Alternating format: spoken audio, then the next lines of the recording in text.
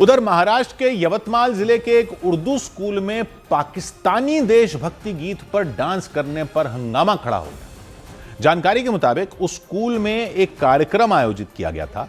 उसमें शामिल होने के लिए बड़ी संख्या में छात्र पहुंचे और उनमें कुछ छात्रों ने एक डांस परफॉर्मेंस दी। वो छात्र पाकिस्तानी देशभक्ति गीत ए मर्दे मुजाहिद पर डांस करते नजर आए।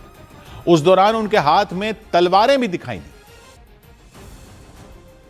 मर्दे मुजाहिद, मर्दे मुजाहिद, तेरी तलवार कहाँ है? तस्बीह तो है, हाथ में तलवार कहाँ है? उन सभी छात्रों ने तलवार लहराते हुए डांस किया।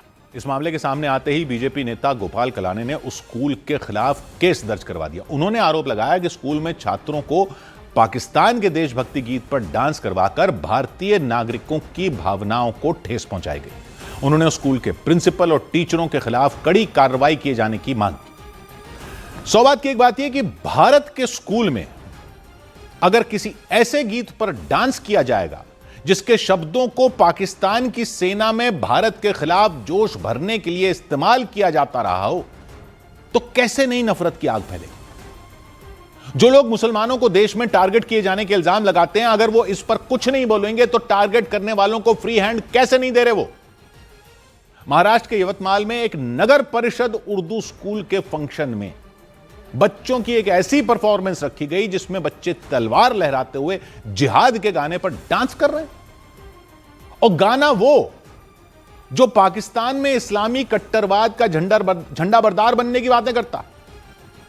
एक तो इस देश में एक भाषा को धर्म के साथ जोड़ दिया गया, यह एक अलग समस्या है। भाषाएं दुनिया भर में इलाकों की होती हैं, लेकिन उर्दू को लोगों ने मुसलमानों की भाषा बना दिया है और मुसलमानों ने भी उसको ऐसा बना लिया है जैसे वो उनकी भाषा है। दिल्ली के मुसलमान उर्दू को अपनी भाषा मानते हैं, समझ में आता है। उत्तर प्रदेश के मानते हो, वो समझ में आता है। लेकिन महाराष्ट्र के मुसलमानों ने भी अपनी भाषा उर्दू मान ली है। वहां की भाषा मराठी है ना, फिर भी वहां उर्दू स्कूल है, तो मान लिया जाता है ना कि वो मुसलमानों के लिए है। अगर पाकिस्तान ने अपनी भाषा उर्दू बना ली जबकि वहां की वो भाषा ही नहीं है, तो पाकिस्तान से हमें क्या लेना देना। पश्तो, बलूची, पंजाबी, सिंधी, सराइकी वहां की ये भाषा है, क्योंकि वो उस इलाके की भाषा है। भाषाएं इलाके की होती, लेकिन उन्होंने उर्दू को अपनी भाषा बना लिया, तो वो उनकी प्रॉब्लम है। सब कुछ तो यहां से उधार ले गए। लेकिन हमारे यहां भी ये क्यों चल रहा है? महाराष्ट्र में भी उर्दू स्कूल चल रहे हैं, तो वो मुसलमानों के बच्चों के ही स्कूल माने जाते हैं ना। यानी मराठी मतलब हिंदी, उर्दू मतलब मुसलमान।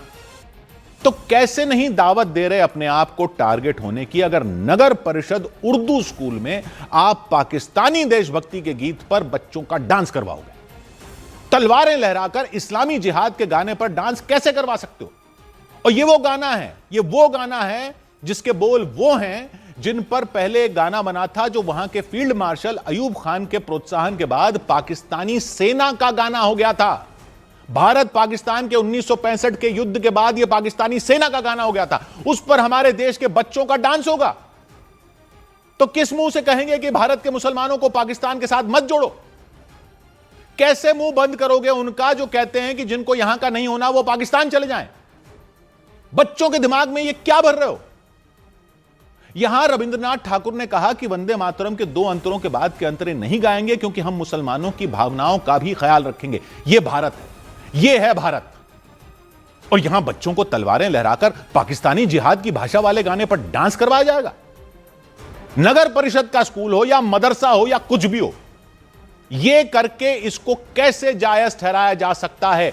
एक देश जो जिहाद के नाम पर वहां से आतंकी भेज रहा है हमारे यहां, हमारे बच्चे उसके कट्टरवाद की धुन पर नाचेंगे। बताओ कौन दावत दे रहा है मुसलमानों की देशभक्ति पर सवाल उठाने वालों को? कौन मौका दे रहा है? दुश्मन देश की सेना जिस धुन पर हुंकार भरती हो, उस धुन पर हमारे देश के बच्चों का डांस करवाया जाएगा, तो कैसे नहीं सेक्युलर लोग भी सोचने लगेंगे कि क्या यह कीमत चुकानी पड़ेगी सेक्युलर होने की? टारगेट किए जाने के खिलाफ अब भी इस देश में कई आवाजें उठती, लेकिन उन आवाजों को इस तरह की हरकतों के खिलाफ भी उठना होगा। दुश्मन देश की हुंकार के गाने पर नाचना तो गलती से भी स्वीकार नहीं किया जा सकता। गलती हुई हो तो उस गलती से भी वंदे मातरम पर इतना बवाल किया जाता है, तब लोग विचारों की आजादी पर खड़े हो जाते हैं, और यही भारत है। लेकिन अगर आजादी है तो कर्तव्य भी है। इस गाने पर डांस तो किसी भी तरह से जायज नहीं ठहराया जा सकता। देशभक्ति साबित करने के लिए कहना गलत है तो इस तरह देशभक्ति को चुनौती देना तो पाप है। यह जुर्म नहीं है, यह पाप है। 100 बात की एक बात।